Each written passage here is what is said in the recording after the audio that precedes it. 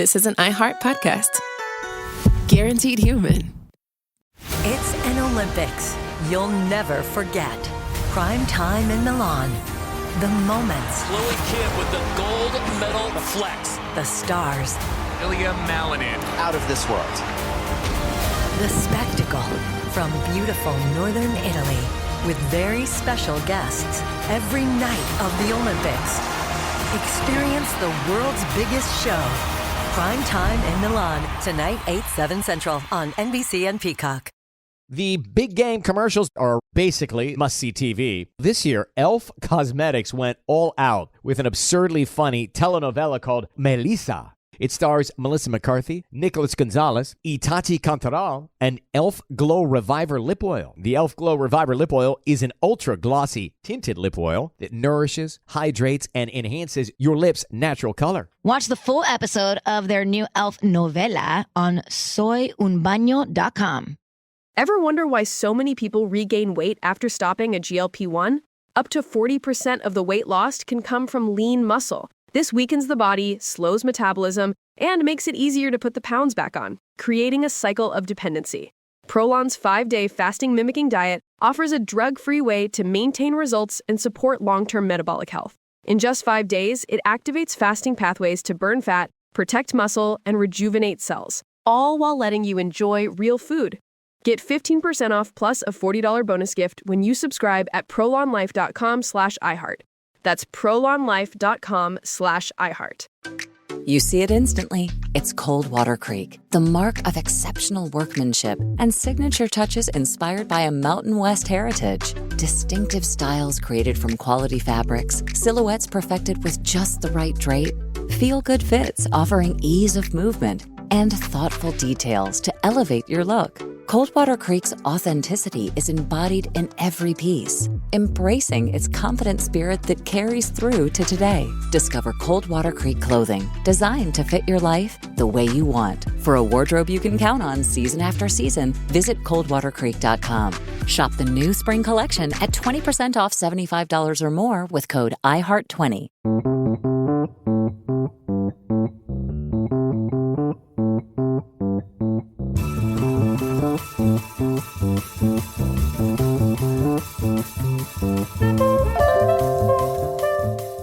Welcome to One Thing Trump Did, available exclusively on the Middle podcast feed. I'm Jeremy Hobson, and it can be hard to keep up with everything coming out of the Trump White House. So each week, we try to pick just one thing for this podcast and focus on it, break it down in a nonpartisan way with someone who knows what they are talking about. And our one thing this week is DOGE, Elon Musk's baby sort of government agency that has managed to get the keys to a lot of the government and a lot of our data with a goal of rooting out waste and excess spending. But what about that data? What does DOGE have and what do they want with it? Joining me now is journalist Dina Temple-Raston, host and managing editor of the Click Here podcast from Recorded Future News and PRX. Dina, it is great to have you on One Thing Trump Did. It's great to see you. Thanks very much. So back in January, when President Trump created DOGE by executive order, he said that the DOGE teams would have, quote, full and prompt access to all unclassified agency records, software systems, and IT systems, and that it would have to adhere to rigorous data protection standards. What do we know about what is actually happening? Well, we know that as a general matter, rigorous data protection standards take time. And from everyone we've talked to who's been on the receiving end of DOGE stuff, they have said that this is not a slow process. This has been an incredibly quick process where they move fast and break things. And so one of the things we know, for example, because it was publicly announced, involves the IRS and ICE. There's been all kinds of reporting about how DOGE basically struck an agreement that allows IRS tax information to be shared with Immigration and Customs Enforcement. And that's a major shift because normally IRS data is protected under pretty strict confidentiality rules. And it makes sense. There's a lot of personal information in there, not just what you make or what your social security check would be or what your social security number is. That's the kind of stuff that you want held dear. And DOGE has actually been pawing through it, struck this agreement, and basically said that the reason why they were doing it was because they wanted to try and find illegal immigrants and some of these immigrants are actually paying taxes, and this is a way to chase them down. And what are the people who are against that saying about why that's not a good idea to give them the keys to the kingdom just to figure out whether there's an illegal immigrant who is collecting something that they shouldn't be? Well, because they're not just collecting that. They may be collecting your data or my data. And just traditionally, the information in the IRS, when we give them our information, we've always been assured that that information would be kept private and that the only people who would be seeing that information would be people who had a right to see it or had a reason to see it. And now it seems like all bets are off. And it's quite possible that by the time this works its way through the courts, they're not going to be able to use this information. But in the meantime, they're doing it. And the they here, I mean, we've heard about these like kids, basically, like right out of high school, right out of college that Elon Musk brought in. Is this just like a bunch of random people that really know their way around a computer? So I know that the reporting has been they're all kids. There are some like reasonable adults, who didn't graduate last December. There is actually somebody who graduated last December who's doing this. But they're not just computer whizzes. They're also sort of Elon Musk acolytes, right? They worked for some of his different companies. And I think that actually causes some consternation as well, because you wonder, are they there to just fix the government, or are they doing something that would, say, do Elon Musk's bidding instead? Mm-hmm. Well, and what are the agencies that they're going after, or that we know that they've gone after so far? You mentioned IRS and the Immigration Customs Enforcement, but it's also like education, the General Services Administration. Where are they going? Now, there's a difference between where they're going and where they're taking information from. They're going everywhere. But the taking of information is sort of what I think is this next shoe that people have not been focused on enough, because we know about the cuts. We're seeing them. We're hearing from the people who are being cut. But this information vacuuming up or hoovering is really what is, I think, the next step. And a really good example of that is, NPR talked to a whistleblower, and that whistleblower has now been more public since NPR did that. Whistleblower from the National Labor Relations Board, NLRB. What's happening there? So apparently they saw a huge volume, a huge spike of information coming out of their network. And they claim that DOGE actually disabled some of the monitoring tools that are in the system to make sure that the right people are looking at information, not just anybody willy-nilly, that they apparently dismantled these monitoring tools and took information out of the National Labor Relations Board. Okay, why NLRB? Right. Well, we don't have to be too suspiciously minded to think that potentially it has to do with Elon Musk, because the NLRB keeps very sensitive files, things like complaints filed by workers against employers, testimony from union leaders, detailed allegations against big companies. And the NLRB happens to have multiple ongoing cases going against Elon Musk companies like SpaceX and Tesla. So apparently this is over alleged unfair labor practices, things like retaliation against employees who were trying to organize. Now, why is that important? Well, we don't know if the data was allegedly moved. The data that was moved had to do with this. And given the stakes and Musk's connection to DOGE, it's raising a lot of eyebrows. I mean, why turn off a monitoring software if that actually happened? That's alleged. Why would you be doing that if you're actually taking information you're allowed to have, as opposed to information that you're trying to cover up? Especially when you talk about how you want to be transparent in what you're doing, which they have said that they want to do.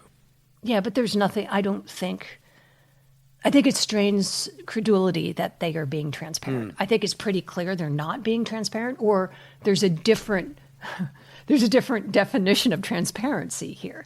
Because, they were supposed to be cutting, $2 trillion out of the budget? There has been in the neighborhood, we think, of between 130 and 150 billion that maybe has been cut. A lot of that is just contracts that they canceled.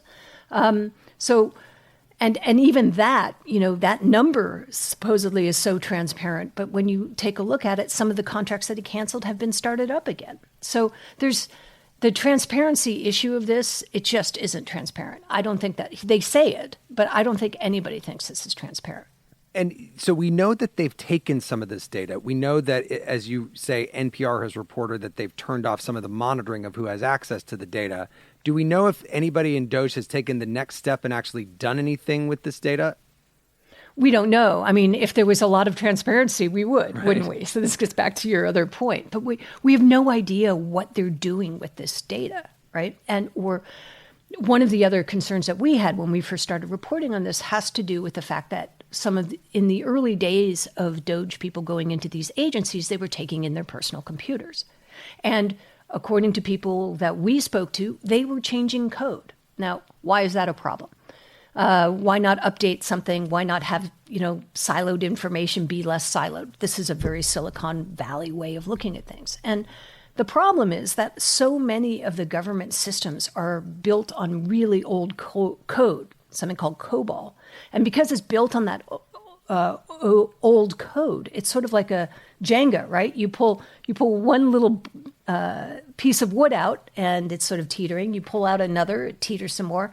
And then, you pull out the wrong one and the whole system fails. And so there's a real concern that they're messing with code that they don't quite understand and could either be putting backdoors for adversaries into some of these systems or worse, breaking them. And if that sounds like I'm being alarmist, let's go back to CrowdStrike. Remember, CrowdStrike had one little update that it put out earlier this year.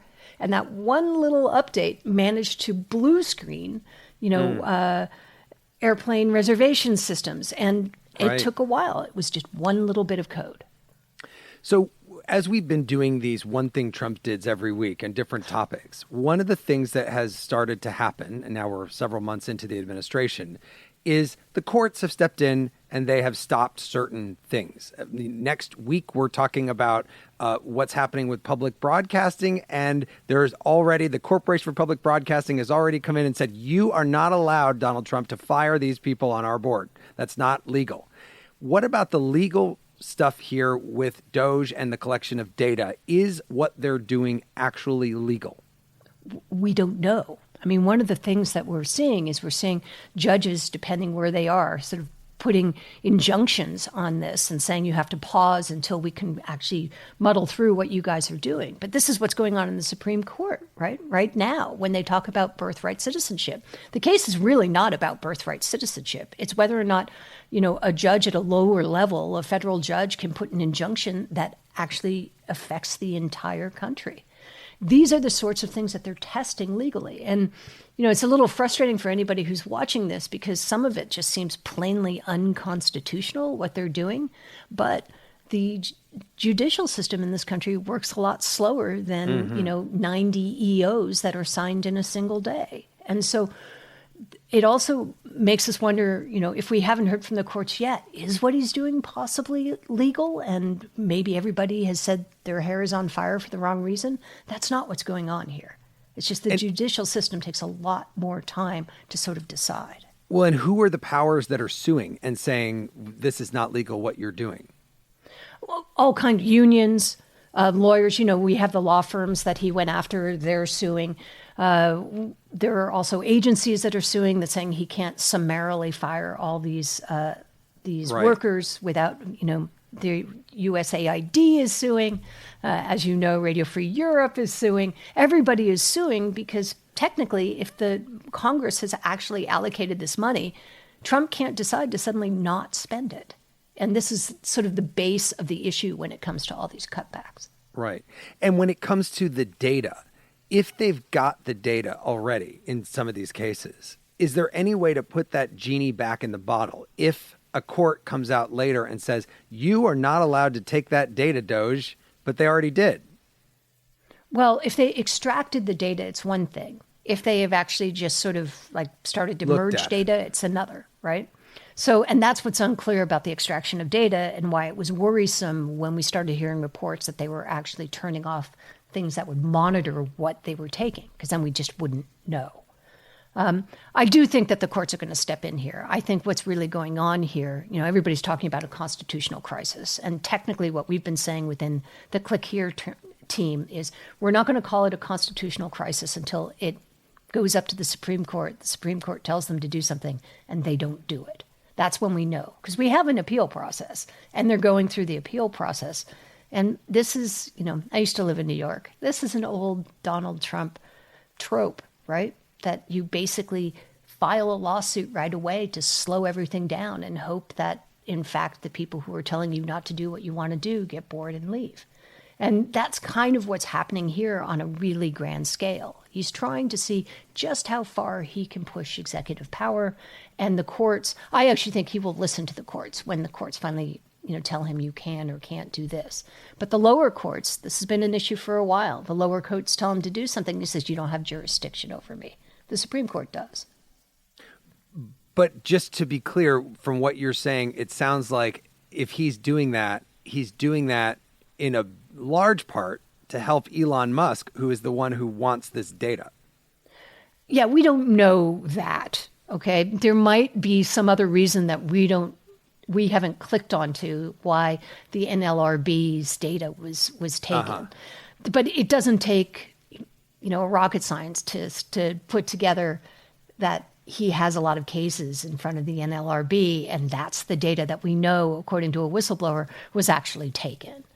It could be competitive information too, right? It could be something that's, Amazon is doing with its spaceships, with its, contracts, and Elon wants those contracts too. But we don't know that for certain. All we can say, though, is the people who are doing this work, all in some way, shape, or form, have been acolytes or, workers for Elon Musk. So you have to wonder, just a normal human thing, where their loyalties lie.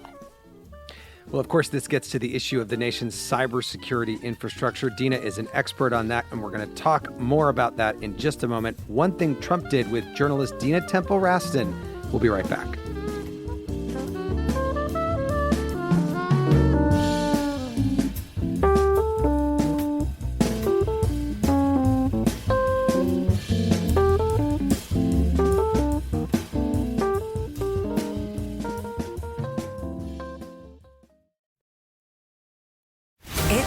Olympics you'll never forget. Prime time in Milan. The moments. Chloe Kim with the gold medal flex. The stars. Ilya Malinin. Out of this world. The spectacle from beautiful northern Italy with very special guests every night of the Olympics. Experience the world's biggest show. Prime time in Milan. Tonight, 8/7 Central on NBC and Peacock. You see it instantly. It's Cold Water Creek, the mark of exceptional workmanship and signature touches inspired by a Mountain West heritage. Distinctive styles created from quality fabrics, silhouettes perfected with just the right drape, feel-good fits offering ease of movement, and thoughtful details to elevate your look. Coldwater Creek's authenticity is embodied in every piece, embracing its confident spirit that carries through to today. Discover Coldwater Creek clothing, designed to fit your life the way you want. For a wardrobe you can count on season after season, visit coldwatercreek.com.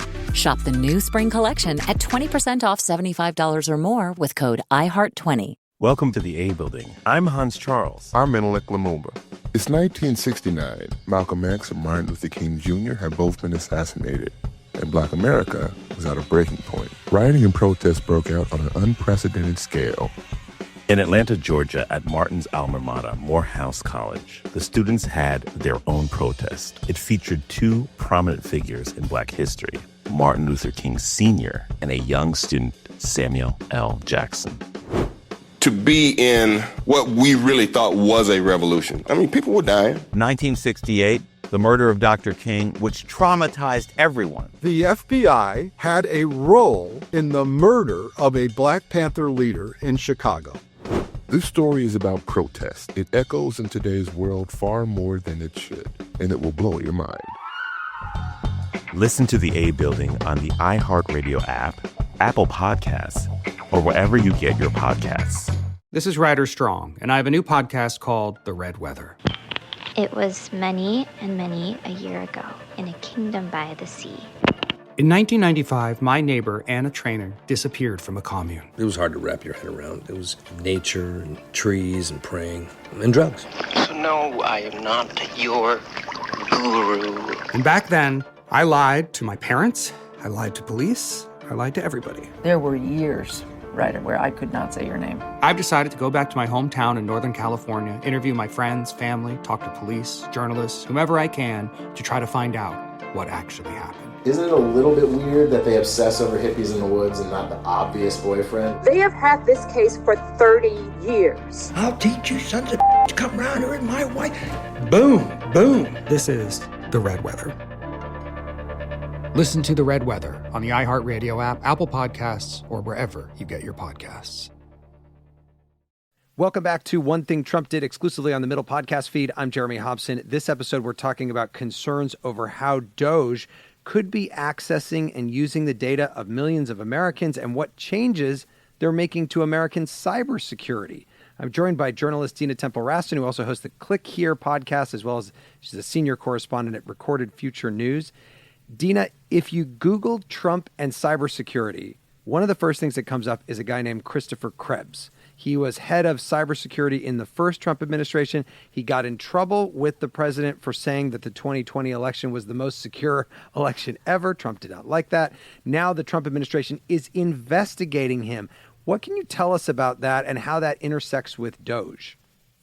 Well, so what made him a target was basically CISA in the 2020 election was in charge of election security, Cybersecurity Infrastructure and Security Agency, which is very hard to say. So basically, he was in charge of election security. So for him to come out and say that it was the most secure election ever, that was his job, right? That was what he was supposed to be watching. And if it wasn't secure, he would have said as much, right? But it was secure.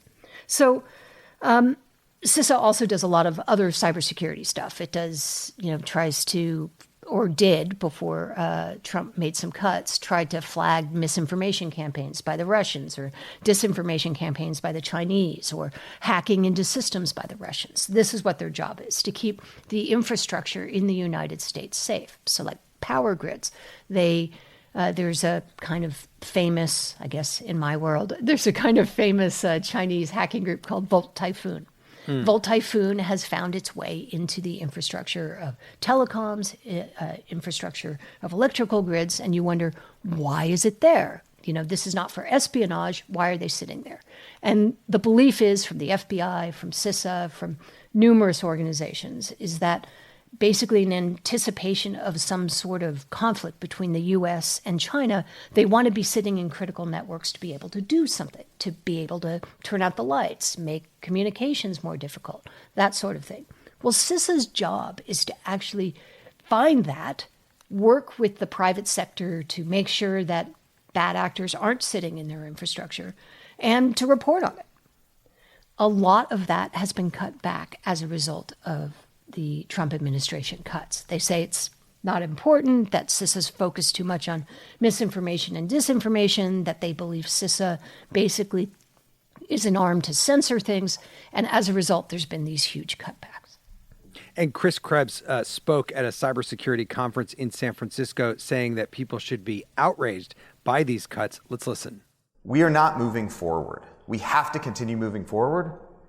We need more Cyber Command warfighters. We need more folks at the NSA collecting intel.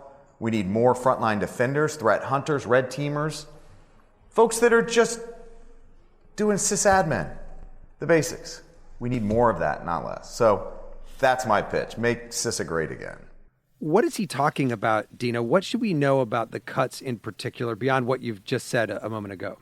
Well, so there's something called red teams, for example, in the cybersecurity world. These are basically people who are computer experts, national security experts who hunt in networks, critical networks, looking for bad guys. They're called red teams.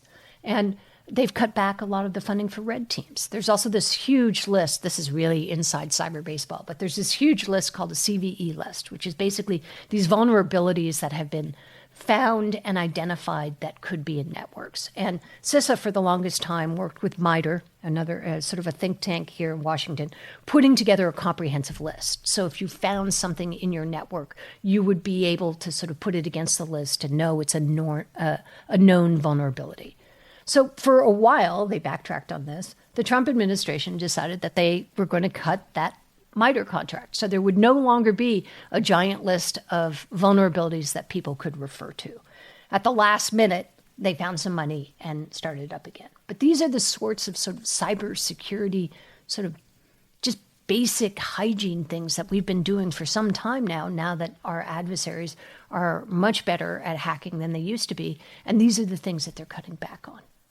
And in the same situation as with the DOGE cuts in general and the data that's being collected, are these cuts to cybersecurity going to be challenged in the courts? I think they're trying to do it, but there's only so much you can do, right? If you're cutting look, they used a chainsaw and not a scalpel when they were going through a lot of these different systems. You know, we talked to somebody who was at the U.S. Digital Service, a little-known agency that basically, when DOGE became DOGE, it took it over. And the U.S. Digital Service, do you remember Obamacare when it basically blew up as soon as people tried to sign up? Right, the website didn't work. Right, exactly. So the USDS was basically created to fix these kinds of things, like the website. The most recent thing that they did was FAFSA, right? Do you remember just recently the student financial services website kind of blew up? USDS is in charge of fixing that. So we talked to somebody who basically worked on FAFSA and other things for them, and she was saying that DOGE came in and spent 15 minutes talking to each employee and then just sort of did these huge cuts. And eventually she resigned. She was kept, but eventually she resigned just because she didn't like what she was seeing in terms of DOGE, going in and changing code and sort of acting like a bull in a china shop.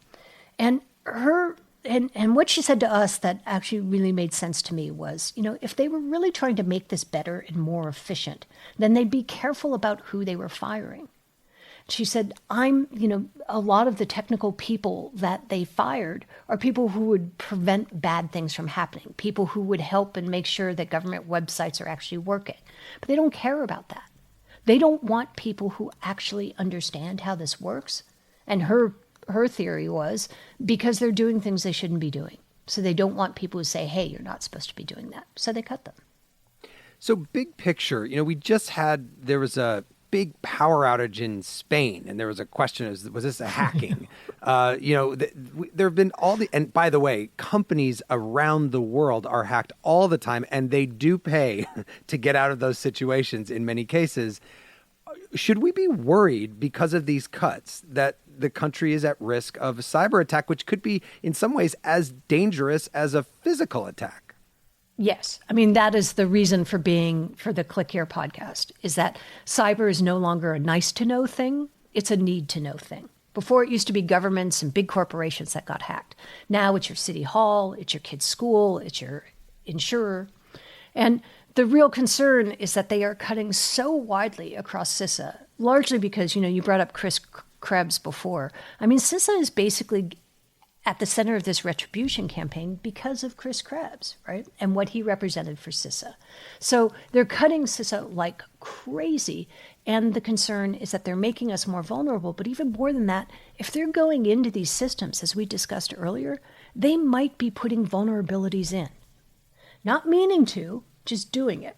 And as we went through all the different names of the people who are part of this DOGE team, I think there are about 50 people now who are part of it, not all kids. But as we announce their names, how long do you think it takes for Russia or China to find them, get into their systems, and see what they're talking about?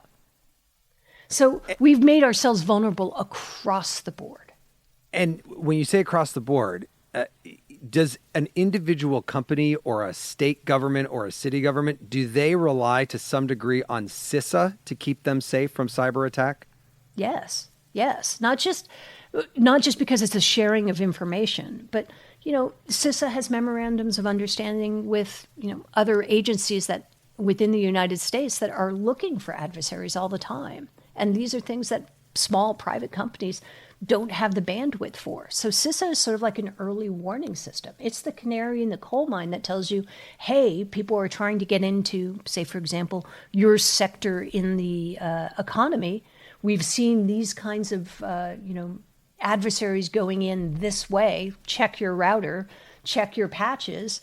And it's like an early warning system, and they're gutting it. So you've mentioned a few times the difficulty of knowing exactly what's going on with DOGE and the cuts. What kind of transparency issues have you run into just while trying to cover this topic? Well, they don't like to answer our questions. We know that for certain, because every time we do a DOGE story and we ask them for a comment, we get no comment. They won't even respond. This is actually the Trump administration, for the most part, has not been responding when reporters ask for a response at all. This is a definite MO for them. I think in terms of transparency, what we've been counting on and what's really been working is that these government workers who really feel they have a calling and a mission by being a government worker are coming out after they're fired and actually talking about what they're seeing. That's where we've gotten the most transparency, I think, is not from DOGE or the Trump administration, but from real live people who see things that are alarming to them and telling the world about them. So for our listeners, regular people, as they listen to you talk about this, and I'm thinking to myself, oh, I wonder what data they have of mine. Do they have my social security number? Do they have my bank account information? Do they have health information? What information do they have? What should ordinary people do as they hear this? Is there anything we can do to protect our data? Yes, there's just sort of general data hygiene, right? That you shouldn't use the same password all the time and that sort of thing. So that's one thing of protecting data from like adversaries or from hackers.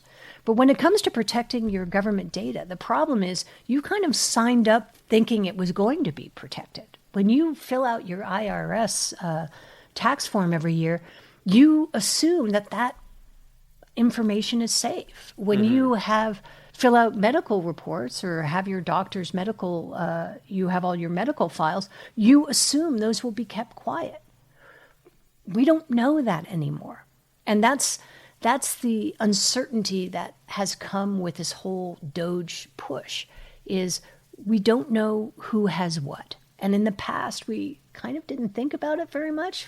We knew the government said our information was safe and that they would keep it siloed. And, if you paid your taxes, ICE wouldn't know where you were. That's not what's going on anymore. I want to ask you one more thing, Dina, because the world that you cover in cybersecurity can be very complicated. I remember just as a host of sort of general news programs like Here and Now, just trying to find somebody who could break it down in an easily understandable way, but also knew what they were talking about was not easy to do. What do you know about your audience? And are they cybersecurity professionals that are listening to your podcast? Are there just regular folks who are listening to your podcast about this? Young hackers? What do you have? Well, it's interesting because I think the podcast now has been going for about 3.5 years. And I think what we saw is in the beginning, it was very much sort of chief information security officers, CISAs, were talking to us. But we're not a chat show. We're a narrative show. So we're sort of This American Life meets cyber. Yeah. For exactly the reasons you say. We did this because so much of it is so complicated. We want it to be easy to understand for the average person. Because in the past, only CISOs need to know about it. We think CISOs started listening to us because we break everything down and explain all these technical things. And we gave them the vocabulary they needed to talk to their CEOs or to talk to people in the C-suite who aren't techie. And we've seen our audience grow a huge amount. We did 5 specials with WNYC that went to 135 stations across the country. And everybody said, oh, these will be too technical. Nobody will like them. And people love them because they weren't. I think it's kind of like one of these things where you didn't need to know necessarily about the business section of the newspaper when you had a company that was paying you a pension, because your pension was coming. You didn't have to invest in IRAs or 401ks. But once you had to do that, you had to understand something about business. I think that's where cyber is right now. I think people used to think it was something that just technical people needed to know, but now it's affecting all of us. And so we find that if we explain these narrative stories with the main character, who we call it spinach, we give you a little cybersecurity spinach in there in a nice package. You barely taste the spinach. That we're going to be educating a whole cohort of a general audience who needs to know about this. Well, we can hear that you are making the spinach taste like ice cream, mint chocolate chip or pistachio. Dina Temple-Raston, a senior correspondent at Recorded Future News and host of the Click Here podcast, available wherever you get your podcast. Dina, thank you so much for coming on the show. Thanks for having me. And thanks to you for listening to One Thing Trump Did. It was produced by Harrison Patino. Our next middle episode will be in your podcast feed later this week. We're going to be asking, if not DEI, then what can be done to ensure equal opportunity for all and to reckon with the past? And if you like this podcast, please rate it wherever you get your podcasts and write a review, a nice one. Our theme music was composed by Noah Haidu. I'm Jeremy Hobson. Talk to you soon.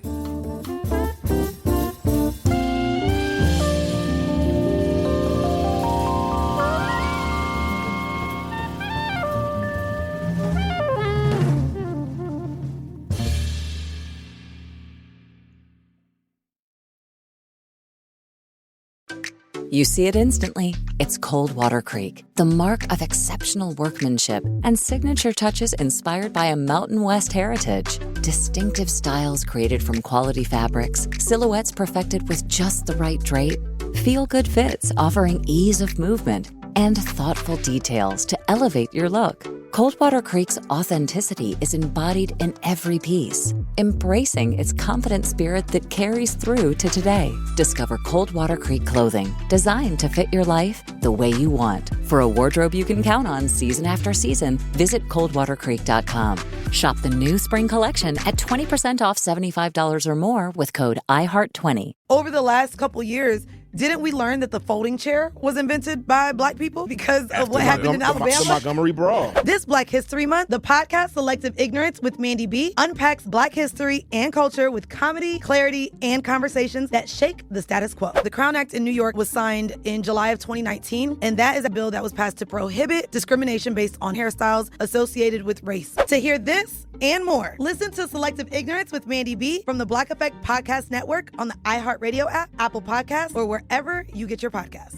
1969. Malcolm and Martin are gone. America is in crisis. And at Morehouse College, the students make their move. These students, including a young Samuel L. Jackson, locked up the members of the Board of Trustees, including Martin Luther King Sr. It's the true story of protest and rebellion in Black American history that you'll never forget. I'm Hans Charles. I'm Menelik Lumumba. Listen to The A Building on the iHeartRadio app, Apple Podcasts, or wherever you get your podcasts. I actually drop better when I'm high. It heightens my senses, calms me down. If anything, I'm more careful. Honestly, it just helps me focus. That's probably what the driver who killed a 4-year-old told himself. And now he's in prison. You see, no matter what you tell yourself, if you feel different, you drive different.